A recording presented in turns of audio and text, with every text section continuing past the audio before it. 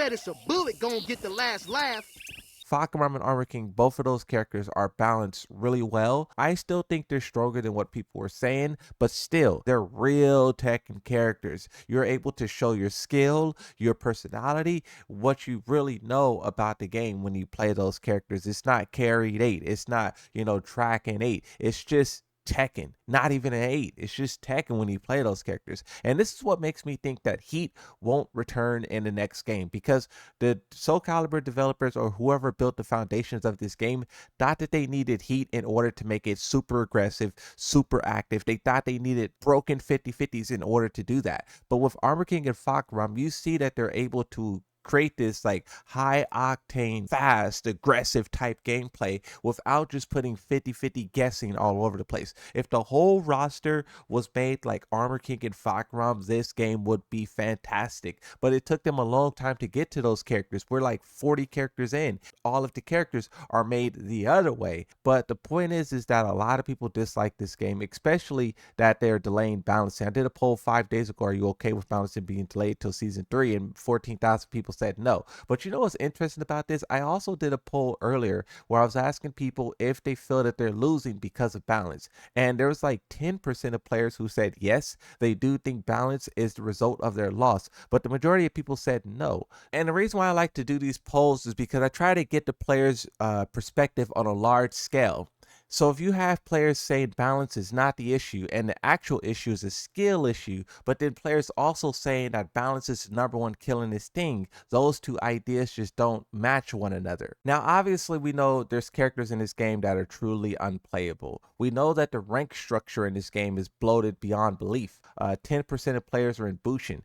The highest rank in the previous season was Fujin. So you can see that season 2 rank is inflated even in comparison to its previous self. And here's what I think is even more interesting about this rank chart. There is more players percentage-wise in Supreme and God of Destruction rank than there is the orange ranks, green ranks, yellow ranks. That is wild that the top ranks are more populated than the lower ranks. But this is all by design. The developers know that if they push all of the players to the top ranks, they'll have more fun, they'll enjoy the game, they'll play for longer. And all of these like tactics, it seems to be working. Even when you look at the Steam charts and you can see that it says mixed, mixed. The season 2 Steam review bomb hurt this game a lot. But even then, the game was able to recover from being mostly negative to just mixed. And you would have to assume if they were to balance the game, fix the game, a lot of these negative reviews would flip to positive. You see multiple screenshots on Twitter where people say the game is dead, the game is back, the game is this, the game is that. But what I think is the most revealing about this game overall is when you look at the daily active players. How many players were active in the last 15 minutes? You can see that 14%.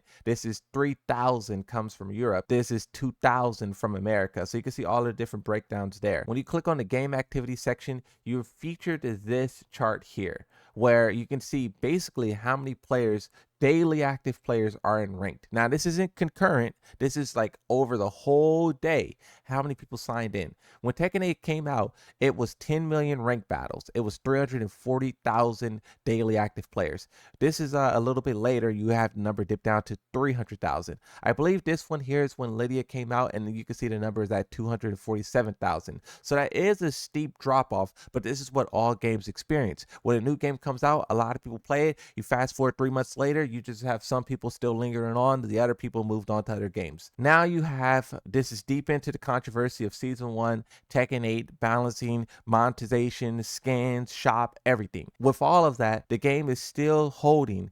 222,000 players daily active. And by the way, this is ranked. A lot of people don't play ranked. So if we were to just say the amount of people who don't play ranked is equal to the amount of people in ranked, you can easily say these numbers are double. When you look at the low peaks, right, in between character reveals, you're sitting at 170,000, 178,000. This is another huge event right here. I think this is the release of Clive. So you can see that it goes from 170,000 to 208,000. You can see it kind of maintains. People say that Clive isn't popular, but after that Clive release, it maintains for a good while before dipping down back to that 170,000 mark. And then it goes back up. This is season 2, 200,000. It has a huge drop off. but then it comes back. This is the thing about season 2. Everyone says season 2 it sucks, it ruined the game. But for some reason, daily active ranked players is more popular than season 1. It did drop off, but after what I would assume is the emergency patches or whatever they did there,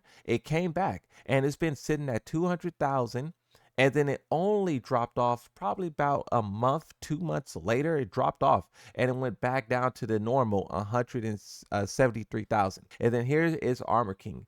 Before Armor King leading up, it was 182,000. Then Armor King came out and it's 231,000. The game hasn't reached this many players, especially 237,000. This is the global release of Armor King. It hasn't reached that many players since all the way back in season 1, where you have 247,000 with Lydia. So you can see that people saying that the game is dying and it's dead and everyone's quitting and uninstalling. It's not necessarily true. This goes back to what the developer said, where like the negativity, the backlash, the hate can seem bigger than it actually is. People will say that they hate this game furiously, but when you look at the numbers, the statistics, otherwise is shown. And even when I did a poll on Twitter, because I like to test the developers' theories and see if they're just yapping or if what they're saying is actually true. 22,000 votes on this, and 50% said 3 stars. 24% said 4 stars. If you combine that, that is 74% of players who would give this game a positive rating.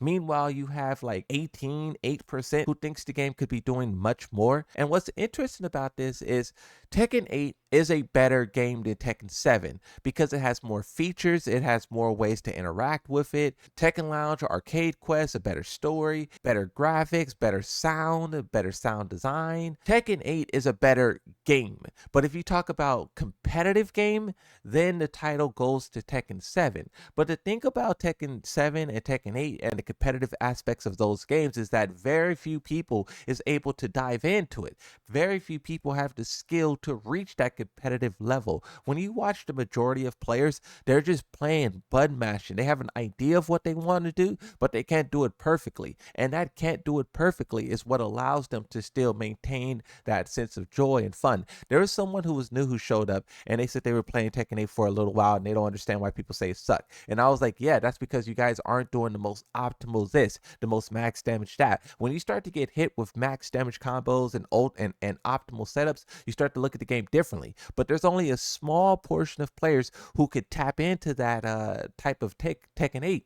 Most players are just doing very simple combos, very simple attacks, and they're not spamming some of these broken attacks. So this is what I think is causing the divide between players who really understand the game well and them saying they don't like it, and then everyone else who is like, what's the big deal? Now, here's what I think. Since you have this divide between competitive and just casual players, I think the developers should be more inclined to balance the game at a competitive level so that the competitive players are just as satisfied as the casuals. Because when you have all of these broken competitive mechanics and it just runs rampant, you're going to have all of the competitive players upset, and that will give off the perception that your game is terrible. You don't need to have all of these super broken mechanics in the game because the casual players aren't even using it like that. Heat isn't even something that's used in Fujin ranks and like below.